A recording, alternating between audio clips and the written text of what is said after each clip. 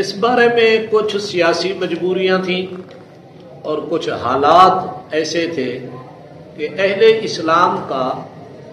ایک بڑا سیاسی طبقہ اس کا تعلق ملک شام سے تھا، اور اس وقت اسلامی سلطنت کا دارالحکومت بھی شام ہی تھا، اور اہل شام بنو امیہ میں سے کسی اور کی خلافت کو ماننے کے اوپر تیار ہی نہیں تھے۔ اگر کسی اور کو بنایا جاتا تو وہ لا محالہ کھڑے ہو جاتے، قتال کرتے۔ تو ایک تو حضرت معاویہ رضی اللہ تعالی عنہ اس چیز کا ادراک رکھتے تھے، اس لیے انہوں نے اپنی زندگی میں ہی اس قضیے کو نبیڑنا چاہا۔ اور دوسری وجہ یہ تھی کہ حضرت معاویہ رضی اللہ تعالی عنہ کی حیات مبارکہ میں یزید نے جو کچھ بعد میں پرپرزے نکالنے شروع کیے وہ اس وقت تک نہیں تھے۔ مورخین لکھتے ہیں کہ مجموعی طور پر اس کے اندر صلاح کا جذبہ تھا۔ یہی وجہ ہے کہ بعض اسلامی جہاد کے اسفار کے اندر حضرت معاویہ نے اس کو قیادت کے طور پر بھی بھیجا تھا، قائد بنا کر۔ تو یہ جو کچھ ہوا یہ بعد میں ہوا، پہلے یزید کی شہرت اس حوالے سے نہیں تھی،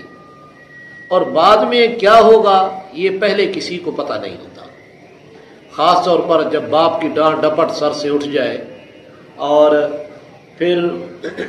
انسان کو 32-34 سال کے اندر 64 لاکھ مربع میل کی سلطنت کی بادشاہت اور امامت، ریاست کی سربراہی مل جائے تو پھر ان حالات کے اندر کوئی قسمت والا ہی بچتا ہے۔ اور تیسری وجہ حضرات نے یہ لکھی ہے کہ حضرت معاویہ رضی اللہ تعالی عنہ سے یہ خطا اجتہادی ہوئی، اور خطا اجتہادی کے بارے میں آپ سے پہلے بھی بات کی تھی کہ مجتہد جب اجتہاد کر کے کوئی رائے قائم کرتا ہے تو ان اصاب فلہ اجران وان اخطأ فلہ اجر واحد، اگر اس کی رائے ٹھیک ہے تو اس کو 2 نیکیاں 2 اجر، اور اگر اس سے خطا ہو جائے تو اس کو 1 اجر۔ تو حضرت معاویہ کی یہ خطا اجتہادی تھی، وہ یہ سمجھتے تھے کہ شاید اسی طرح بہتر ہے، اسی لیے انہوں نے اپنے صاحبزادے یزید کو اپنا خلیفہ اور اپنا جانشین مقرر کیا، تاکہ بعد کے اندر وہ والی خون ریزی جو پہلے 2 جنگوں کی صورت میں پیش آ گئی تھی اس سے بچا جا سکے، اور اسلام کی یہ قوت ریزہ نہ ہو۔ اور تاریخ کے اندر یہ بھی آتا ہے کہ حضرت معاویہ رضی اللہ تعالی عنہ کی ایک دعا بھی منقول ہے، انہوں نے اللہ تعالیٰ سے دعا کی تھی، یا اللہ تو میرے دل کو جانتا ہے، اگر تو میں نے اس کو مسلمانوں کی فلاح اور بہبود کے لیے اپنا جانشین بنایا ہے